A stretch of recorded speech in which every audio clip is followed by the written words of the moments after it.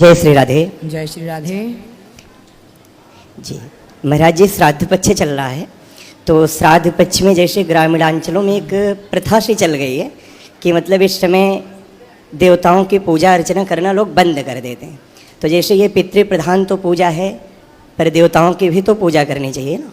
पितृ भी अपने आप में देवता ही हैं। जी, तो पितृ देवताओं की भी पूजा होती है, इसलिए जब पिंडदान होता है तो पिंडदान में भगवान का भी पिंडदान होता है, तो उसमें भगवान की पूजा तो होती है। जी, संकल्प होगा तो विष्णु विष्णु विष्णु तो बोला ही जाएगा। तो भगवान की पूजा किसी भी काल परिस्थिति में किसी भी समय बंद नहीं करनी चाहिए, बंद नहीं की जानी चाहिए। पितृपक्ष श्राद्ध पक्ष में और पूजा करना चाहिए। इस पक्ष में किया गया अनुष्ठान, पूजा, जप, तप, वो सारा पुण्य पितरों को मिलता है, उनकी सदगति होती है। कहा जाता है कि इस पितृपक्ष में आपके पास कुछ नहीं है तो दक्षिण दिशा की ओर मुंह करके केवल अपने पितरों के लिए दोनों हाथ उठा के कह दो कि हे पितरों, हमारे पास कुछ नहीं है, और उनकी याद में केवल नेत्रों से 2 आंसू बहा दो, तो वो आंसू को ही ग्रहण कर लेते हैं और तृप्त हो जाते हैं। घास उठा के उखाड़ के और गैया को खिला देने से वो घास का पिंड मान लिया जाता है कि घास का पिंड आपने गैया को खिला दिया तो उस पुण्य से पितरों की गति हो जाती है। कुछ ना होने पर ये बात भी है, और है तो आप बढ़िया तिल के बाद वो बनाइए पिंड, और बढ़िया जौ के तिल के पिंड बना के और दान कीजिए, पिंड दान कीजिए, अन्न दान कीजिए। सब भगवान की पूजा किसी भी काल परिस्थिति में ईश्वर की पूजा बंद नहीं होती।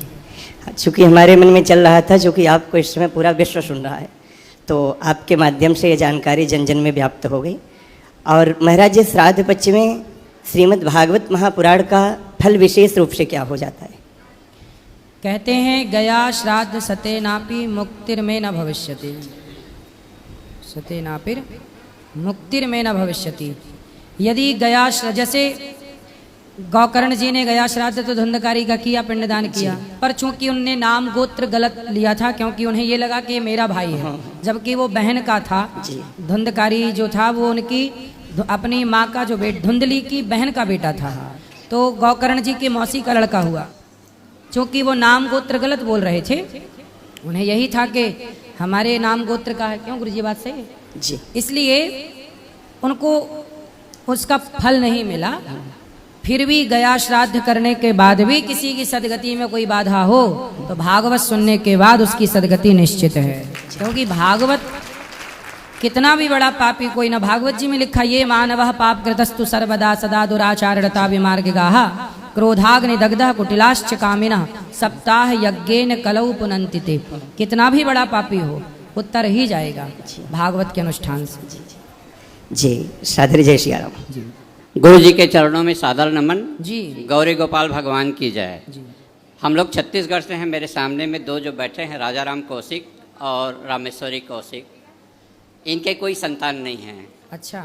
और अभी तक के 9 भागवत ये लोग सुन चुके हैं। जी। अभी 31 अगस्त से 6 सितंबर तक हरिद्वार में कथा सुन के आपके शरण में आए हैं। इनका एक ही निवेदन है कि हमारे आगामी जो जीवन है वृंदावन में हम लोग वास करेंगे और आपकी छत्र छाया में कोई सेवा करेंगे। बिल्कुल, हमारे लायक जो सेवा हो आप बताइए। ये बोलेंगे, बोलिए बोलिए, बात करनी है तो कर लीजिए।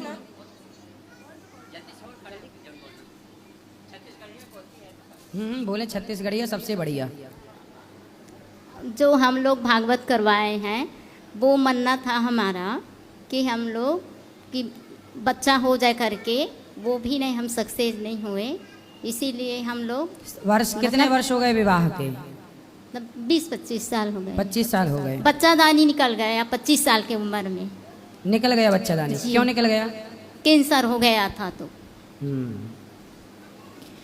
तो देखो, अब जितनी चाहत पुत्र की है उतनी चाहत यदि भगवान को पाने की हो जाए तो भगवान जिनको मिल जाए तो उन्हें फिर क्या चाहिए। मीरा बाई किसके लिए रोई? बेटे के लिए कि भगवान के लिए? भगवान के लिए। इसलिए तुलसीदास जी किसके लिए रोए?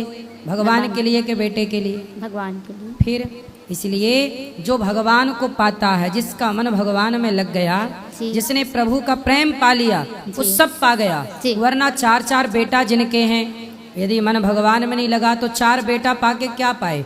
बहुत सारी वृद्ध माताएं ऐसी हैं जिनके 4 बेटा हैं और वो रोटी नहीं देते, और वो माताएं आज गौरी गोपाल में रह रही हैं।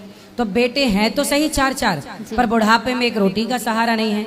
तो ऐसे बेटे ईश्वर ने आपको पुत्र नहीं दिया, इसके पीछे कोई कारण रहा होगा। कारण क्या था? शायद आपको बेटा मिलता और उस बेटे को पाने के बाद आपको बहुत कष्ट उठाना पड़ता, शायद आपको घर का त्याग करना पड़ता, शायद कुछ भी हो सकता था। इसलिए ईश्वर ने आपको बहुत बड़े संकट से बचा लिया। ईश्वर कई बार नहीं देते ना, उसमें भी कृपा होती है जी। और देते हैं उसमें भी कृपा होती है। पुत्र क्यों होता है? कहते हैं पुत्र हमेशा माँ बाप का ऋण चुकाने के लिए होता है। जिसके सिर पर ऋण होगा उसके बच्चा आ जाएगा चुकाने के लिए। जिसके सिर पर ऋण था ही नहीं, भगवान ने उसे दिया ही नहीं कि भाई तू तो मुक्त है ऑलरेडी, ऋण है ही नहीं तो तुझे क्यों झंझट में रखना। तो आपके सिर पर कोई ऋण नहीं है, इसलिए ईश्वर ने आपको दिया ही नहीं। इसलिए ना देकर आप बताओ कि ईश्वर ने आपको पुत्र ना देकर कृपा की, अच्छा किया कि आपके साथ बुरा हुआ? भगवान को पा लिए अच्छा हुआ। इसलिए अब मन को पूर्ण रूप से, मीराबाई ने भगवान को पा लिया तो आज तक याद है, दुनिया को मीरा का नाम याद है। और जिनने बेटे पाए 4 4 6 6, उन्हें कौन जान रहा? आपके पड़ोस में किसी के 4 बेटे हैं, किसी के 10 बेटे हैं, कौन जान रहा उन्हें? बगल की गली वाला नहीं जानता। लेकिन जो भगवान को पा लेता है उसे दुनिया जान जाती है। और यही जीवन की सार्थकता। आपके घर में, आपके आसपास किसानी होती है? किसानी, हाँ खेती होती है? हाँ। लोग खेत में गेहूं बोते हैं, धान बोते हैं। छत्तीसगढ़ में तो धान बहुत होती है। तो धान जब बोते हैं, गेहूं भी होती होगी, गेहूं होती है आपके क्षेत्र में? गेहूं जब बोते हैं ना, तो किसान गेहूं तो बोता है, तो उसे गेहूं तो मिलती ही मिलती है, पर भूसा फ्री में मिल जाता है। मिलता है कि नहीं? भूसा पाने के लिए कोई किसान गेहूं नहीं बोता, गेहूं बोता है गेहूं पाने के लिए, पर भूसा फ्री में मिलता है। उसी तरह ये जीवन मिला है भगवान को पाने के लिए। ये बेटा बेटी मान सम्मान तो भूसे की तरह है, मिल जाए तो ठीक है, नहीं मिले तो कोई बात नहीं। बहुत संत हुए हैं, बहुत लोग हुए हैं जिनके बेटा नहीं हुआ और उन्होंने भगवान में मन लगा कि अपना कल्याण कर लोगे तो आपका जीवन आना सार्थक होगा। आपन कल्याण नहीं कर पाओ तो फिर 4 बच्चे पालो आप, वो कल्याण हुआ नहीं तो 4 बच्चे पाके भी क्या करोगे? दुर्लभो मानसो देहो देहि नाम क्षण भंगुरा। बड़े भाग्य मानुष तन पावा, शरीर बड़े भाग्य से मिला है। अब पूर्ण रूप से वासना हटा दीजिए, पुत्र की कामना हटा दीजिए। किसकी कामना रखेंगे? भगवान। केवल एक भगवान की सेवा। हमें हमको और कछु ना चाहिए, बस राधा कृष्ण मिलई दे। एक भगवान। नरसिंह जी की बेटी ने नरसिंह जी से कहा कि तेरा सांवरा तो झूठा है, देखो मायरा भरने नहीं आया। तो नरसिंह जी बोले जो सावल सा नहीं आसी तो नरसिंह लो गुण गासी। एस बाई, नानी बाई को डांट रहे हैं अपनी बेटी को, सुन बाई, यदि मेरा सांवरा नहीं आया तो कोई बात नहीं, मैं उसकी भक्ति इसलिए थोड़ी करता हूं कि वो मेरी बेटी के मायरा भरने आए। वो आए ना आए फिर भी मैं उसका चिंतन करना नहीं छोड़ूंगा। वो बेटा दे या ना दे फिर भी मैं उसका चिंतन करना नहीं छोड़ू। यही प्रेम है, इसी से कल्याण होगा। ये ना वो हरिद्वार से आए हैं तब से ये यहीं रहने चाहते हैं। रहो, अच्छा है, रहो, सेवा करो। तो कुछ सेवा दे दो इसको। हाँ, तो अभी ऊपर कार्यालय में बात कर लेना जी। और किसका प्रश्न है? अभी आपको बात करनी है? अभी श्री हरिवंश गुरु जी। अभी आएगा माइक जी। श्री हरिवंश। श्री हरिवंश। गुरु जी, मेरे कुछ प्रश्न हैं, जैसे कि राष्ट्र के ऊपर और अपने अध्यात्म के ऊपर भी। एक तो मेरा खुद के लिए प्रश्न है कि मुझे ये समझ नहीं आ रहा कि मतलब मैं किसे पूजूं, मतलब जो एक होता है ना पर्टिकुलर किसी एक को लेकर चलना, ऐसा नहीं समझ आ रहा मुझे खुद को। आप किसको पूजते हैं अभी? अभी वैसे तो मैं सभी देवी देवताओं को मानता हूँ, पर जैसे हमारी कुल देवी हैं काली माता, और मैं बचपन से, वैसे मैं 5-6 साल की उम्र से ही हनुमान चालीसा का पाठ करता था। और भगवान राम में भी मेरी बड़ी आस्था है, बांके बिहारी में भी बड़ी आस्था है। जब भी मैं वहाँ, जैसे मैं राम मंदिर गया या आज बांके बिहारी मंदिर गया, तो वहाँ जाते ही मतलब मुझे इतना, मेरे आँखों में इतना ज़्यादा आंसू, रोना आ जाता है, कुछ कहना नहीं। और आज कुछ समय से, अभी पीछे 2 महीने से लगभग, जब मैंने ना मतलब मैं बहुत ज़्यादा एक डिप्रेशन में कुछ फैमिली कारणों की वजह से जा रहा था, तो मैंने सोचा कि ध्यान लगाने की कोशिश करूं कि उससे थोड़ा नकारात्मक भाव ख़त्म होंगे। तो जब मैंने ध्यान लगाना शुरू किया, ऐसे मैं आंख बंद करके बैठता था, तो जैसे आमतौर पे लोग जब आंख बंद करके बैठते हैं तो उनको अंधेरा छा जाता है आगे, पर मेरे साथ ऐसा नहीं होता। जब मैं आंख बंद करता हूँ ना तो मैं मतलब जैसे ब्रह्मांड दिखता है मुझे, ऐसे लगता है कि मैं कहाँ क्षीर सागर, भगवान विष्णु दिखते सही है, हैं सही कि है, माता आपका ध्यान सही है। हाँ जी। और ऐसा मैंने है कि देखो कन्फ्यूज ना होइए, और देवता चित्त न धरई, हनुमत से ही सर्व सुख करे। तो देवताओं को चित्त में रखना नहीं चाहिए, हाँ जी। भगवान को चित्त में रखना चाहिए। देवता अलग होते हैं, भगवान अलग होते हैं। देवता कितने हैं? 33 कोटि। हाँ जी। और भगवान कितने हैं? भगवान तो एक ही है। एक है, एको ब्रह्म द्वितीयो नास्ति, ईश्वर हाँ जी। एक है। जी तो उस एक का नाम ही नारायण है। जी। वह नारायण, जब प्रहलाद पर संकट आया तो हमारे भगवान श्रीमन नारायण प्रहलाद के लिए नरसिंह बन गए। जी। फिर त्रेता युग आया, रावण का अत्याचार बढ़ा, तो हमारे भगवान नारायण रावण जैसे पापियों को मारने और धर्म की स्थापना करने, मर्यादा की स्थापना करने के लिए हमारे नारायण त्रेता में राम बन गए। फिर द्वापर आया, कंस का पाप बढ़ा, गीता को प्रकट करनी थी, तो भगवान श्रीमन नारायण द्वापर में कृष्ण बन के प्रकट हो गए। कलयुग आया, कलयुग के आखिरी में हमारे नारायण भगवान श्रीमन नारायण कल्कि अवतार लेके प्रकट होंगे। समुद्र मंथन हुआ, पहाड़ धंसने लगा, तो हमारे भगवान नारायण कछुआ बन के प्रकट हो गए, पहाड़ को धारण कर लिया।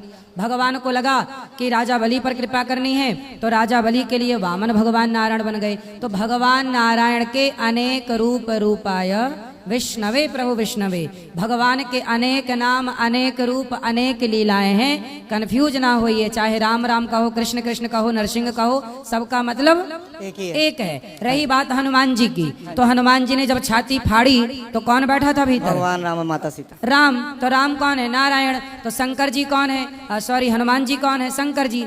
शंकर जी भी सदा भगवान श्रीमन नारायण का ध्यान करते रहते जी हैं। जी। तो हरि हरि और न भेदा, और गुरुजी हरि जैसे हर में कोई भेद ना मानो, राम कृष्ण में कोई भेद ना मानो। क्या समझ में आया? पहले बताओ, कंफर्म कराओ, क्या समझे? यही समझ में आया जी कि हरि जो विष्णु नारायण है वो ही सब कुछ है। हाँ, अब कंफ्यूज नहीं होगे? नहीं जी, अब नहीं करना। अब क्या जपोगे? नारायण नारायण। श्रीमन नारायण। और गुरुजी जैसे कि ना मैं एक दिन ऐसे बोलो ही एक बार श्रीमन नारायण। श्रीमन नारायण। ठीक है। गुरुजी एक दिन मैं जैसे ध्यान में बैठा था ना, तो मुझे मतलब जो आभास हुआ बैठे ऐसे, मतलब जब मैं आंख बंद करता हूँ, जैसे अभी मैं बंद कर लूँ ना तो तुरंत ही मुझे सब कुछ दिखने लग जाता है। तो ऐसा हुआ कि जैसे मैंने माँ काली का रौद्र रूप देखा, और उनका रौद्र रूप चल रहा था, और इसी में मैं उसको देख के डरने लग गया, मुझे कंपन होने लग गई मेरे शरीर ठीक में। है। और इसी के साथ तुरंत थोड़ी देर में ही उनके रौद्र रूप के आगे चारों तरफ मयूर पंख मुझे नजर आने लगे, और उससे फिर मुझे शीतलता मिली। सही और है। फिर माँ ने मुझे कहा कि मेरा मंदिर बनवाओ, ऐसा उन्होंने कहा। ठीक है, तो आप सामर्थ्यवान बने तो एक मंदिर छोटा सा बनवा के पूजा करिए। मंदिर का मतलब है कि ईंट पत्थर का मंदिर नहीं, अपने मन को ही मंदिर बनाओ। ये भी इशारा है कि मन को मंदिर बनाओ। ईंट पत्थर का मंदिर ही नहीं होता, मन को भी तो हम पवित्र करके मंदिर बना सकते हैं। और गुरुजी एक सवाल मैं राष्ट्र के लिए पूछना चाहता पहले जो समझ में आई, मन क्या है? हूं। मन मंदिर है। मन मंदिर है। मन नाला भी है। हाँ, अगर गलत जिसका दिशा मन गलत जा रहा है वो मन नाला है, जी जी और जिसका मन भगवान में लगा है उसका मन ही मंदिर है, और उसी मन मंदिर में भगवान प्रकट हो जाते हैं। जी जी। अब आगे। एक राष्ट्र के लिए सवाल है मेरा, जैसे कि हम जब भी अपने धार्मिक स्थलों पर जाते हैं, ठीक पिछले है। साल अभी भगवान की ऐसी कृपा हुई कि पिछले वर्ष मेरी जब से शादी हुई है, मैंने बहुत सारे तीर्थों के मुझे दर्शन लाभ हुए। तो सबसे पहले शादी के तुरंत बाद हम गए बाबा विश्वनाथ बनारस में। ठीक तो है। जब हम वहाँ पर गए तो हमने देखा, जैसे कि सुना तो हुआ था, और जैसे सोशल मीडिया के द्वारा देखा भी हुआ था, कि देखा कि नीचे भवन है, भगवान का मंदिर है, ऊपर गुंबद है वो इस्लाम का। और फिर इसके बाद जैसे राम मंदिर का तो हम सब जानते ही हैं, अभी फैसला आया, राम मंदिर भी बना। और आज यहाँ भी जब मैं मथुरा में श्री कृष्ण जन्मभूमि पर गया तो वहाँ भी हमने देखा कि नीचे मंदिर है और ऊपर वो मकबरा सा बना हुआ है। तो मतलब, और जहाँ भी हम जब भी अपने धार्मिक स्थलों में जाते हैं, हिंदू धर्म के किसी भी धार्मिक स्थल में जब हम सब लोग जाते हैं, तो हमें ऐसा वहाँ पर जाके ना थोड़ा सा हीन भावना आ जाता है। वो हीन भावना अपने धर्म की वजह से नहीं आता, धर्म की वजह से तो हमें गर्व होता है, अपने पूर्वजों पे भी गर्व होता है, लेकिन आज की जो समाज में जैसा स्थिति है हिंदुओं का, उस वजह से हीन भावना आता है कि 100 करोड़ से ऊपर की आबादी हमारे विश्व भर में होते हुए भी, सारे हिंदू समाज की, और हमारी ये दुर्गति है कि हम अपने मंदिरों की सुरक्षा के लिए हमें सुरक्षा बल की तैनाती करनी पड़ती है। जबकि यही जब हम देश के और भी, देश दुनिया में और भी जितने भी धार्मिक स्थल हैं अलग अलग धर्मों के, छोटे से, अगर एक सिख धर्म का उदाहरण आप ले लीजिए, हम में से ही निकला है और 2% के करीब उनकी आबादी है पूरे देश दुनिया में। अगर वहाँ आप जाओ तो वहाँ भी उनको भी इस चीज़ की ज़रूरत नहीं पड़ती कि उनके धार्मिक स्थलों की सुरक्षाकर्मी कर रहे हों। वो अगर करते भी है तो उनके खुद के लोग करते हैं। लेकिन हमारी ऐसी स्थिति है, हमारे संस्कृति में ऐसी स्थिति है, हम लोग भीरू या कायर या मैं कहूँ तो नपुंसक भी कह सकता हूँ कि हम हो चुके हैं कि हमारे धार्मिक स्थलों की सुरक्षा कर्मियों से करवानी पड़ती है, और हम वो अपनी चीज़ें ही हम लेने के लिए कोर्ट से लड़ रहे हैं, 500-500 साल तक लड़ रहे हैं।